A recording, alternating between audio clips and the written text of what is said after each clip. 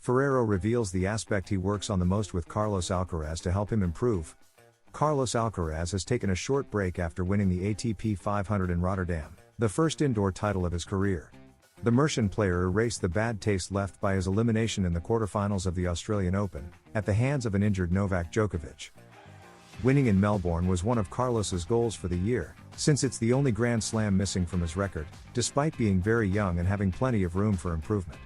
His team continues to work on constant growth for a player who, after just 4 seasons, already has a better resume than all active players, except Djokovic, of course. At 21 you always have room for improvement. Carlos is a super talented player but obviously still has a lot of things to improve. The mental side and consistency within matches is something he has a lot to work on. And that's the good thing. We have clear motivation and objectives that he himself is aware of, said Juan Carlos Ferrero, the Spaniard's coach, on Radio Marca.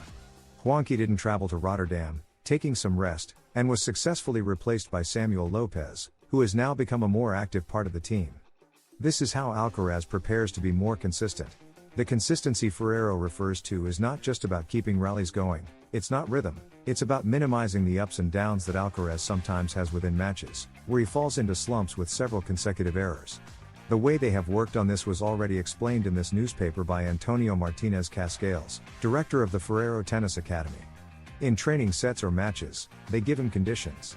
For example, if he wins 3 points in a row, he gets 1 free.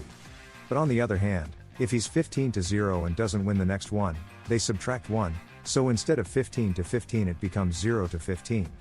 Competitive conditions can't be fully replicated, but to string points together in tournaments you first have to do it in practice. On the technical side, the serve is the stroke Alcaraz works on the most and where he has the greatest margin for improvement. Sinner as inspiration. In the same interview on Radio Marca, Juan Carlos Ferrero admitted that the presence and progress of Jannik Sinner is, in fact, an extra incentive for Alcaraz. Sinner is a very complete player, he has been very aware of what he had to improve over the last few years and has managed to do so. He has an experienced team around him that helps him a lot.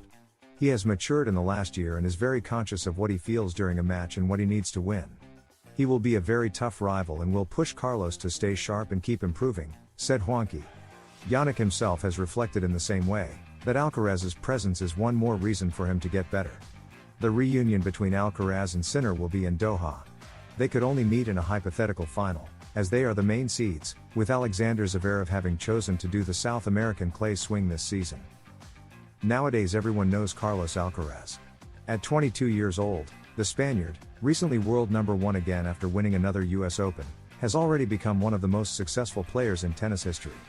His 23 career titles, 6 of them Grand Slams, and the more than $50 million he has earned in prize money prove it. And all this in just 5.5 years, since his debut on the circuit at the Rio Open. At that time, Alcaraz was only 16 years old. A year earlier he had met the man who is still his coach today, Juan Carlos Ferrero, who took a gamble on the young player. At that time, the former world number 1 and Roland Garros champion was coaching Alexander Zverev, already ranked 3rd or 4th in the world. He was well established in the tennis scene, but decided to bet everything on a 15-year-old Mercian. In the beginning there were many coaches and a lot of people who, when I took Carlos, told me, "Where are you going?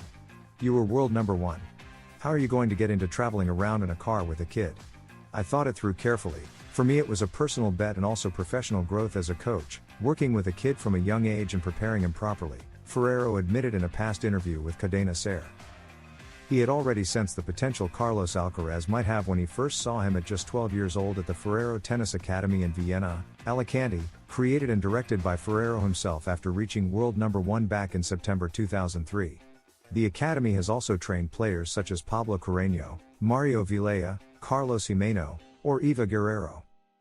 I saw him for the first time when he was 12 or 13.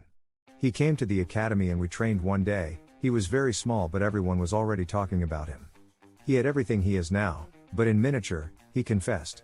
He was skinny, had speed, but no muscles, but we did see something very special, he explained. At 14, without the physical build, he was competing against very tough rivals for him, something that always amazed Ferrero, who knew the hardest years were still to come. How to manage a champion?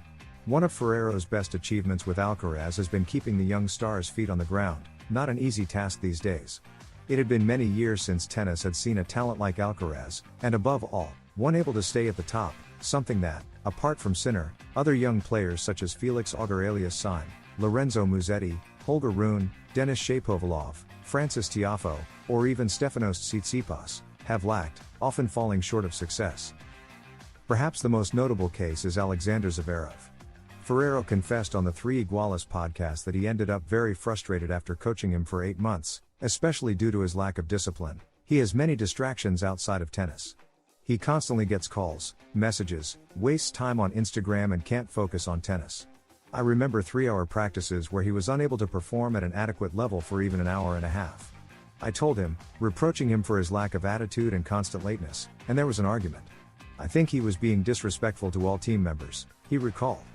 For Ferrero, one of the keys to working with Alcaraz is finding new challenges to keep him motivated and focused.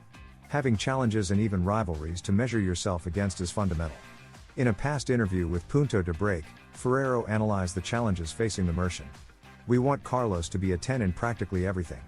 He has very high numbers in some aspects, but in others he needs to improve, and that's where the work is. That's where consistency comes in, a fundamental word in the wonderful world of tennis. Obviously, those ups and downs he suffers on court are one of his flaws, but often it depends on how fresh or motivated he is, he clarifies. I'm still very much a perfectionist. I try to pass this on as a coach, says the 45-year-old trainer. Unlike other players, Alcaraz is not overly affected by being labeled the favorite in tournaments. Instead of taking it negatively, he sees it as motivation. He has the character to let all of that drive him, but we have to be careful so it doesn't affect him. It's clear that something big is building around him, but you can't lose sight of the reality of training calmly every day. I owe everything to Ferrero. One of the controversies surrounding the current world number one has been about the time he spends away from tennis, shown in his documentary My Way, where some of his Ibiza nights out and the sacrifices required to compete at the highest level were displayed. Because of this, Alcaraz received numerous criticisms, one of them from Tony Nadal himself, Rafa Nadal's uncle and former coach for many years. If it overwhelms him, then he should quit tennis. I see things differently in life. In the end, in sports, everything tends to be exaggerated. I've often heard about the sacrifice of sport, about the sacrifice made by Real Madrid players, and I would say, sacrifice? Said Rafa's uncle on the Nude Project podcast. Tony Nadal believes that life is about renunciations, not just doing whatever I want. Sometimes it's worth it for people, sometimes it isn't. If it's not worth it for you, it's better to change jobs, he clarified. But for now, this lifestyle doesn't seem to be hurting Alcaraz at all. For his coach, it's simply a different way of managing things, neither better nor worse, compared to other athletes, like Rafa Nadal, who is much stricter. Yesterday, after winning Roland Garros in June 2025, I told him to have fun, that he deserved it, but to remember that he is a tennis player at all times. We already know how he is. It does him good, and when he comes back, he's mentally fresh, renewed. It's not about the word party anymore, it's about disconnecting, being with his friends, not thinking about tennis, and being a 22-year-old living normally, his coach said on Cadena Ser. For Alcaraz, his success is directly proportional to his coach's management. A partnership that has lasted 7 years and whose ceiling is still unknown. Well, probably today I'd say 100%. Without him it would have been very hard for me to be where I am, to grow as I have, to improve so much and so quickly. That's the percentage of success Carlos Alcaraz attributes to his coach Juan Carlos Ferrero. Training with Juan Carlos is incredible, he's a fantastic coach, everything I've achieved I owe to Juan Carlos. Without a doubt, without him it wouldn't have been possible to get here, I can only thank him, Alcaraz said in the past. Right now, the future of tennis is his. We'll see where he stands in a few years.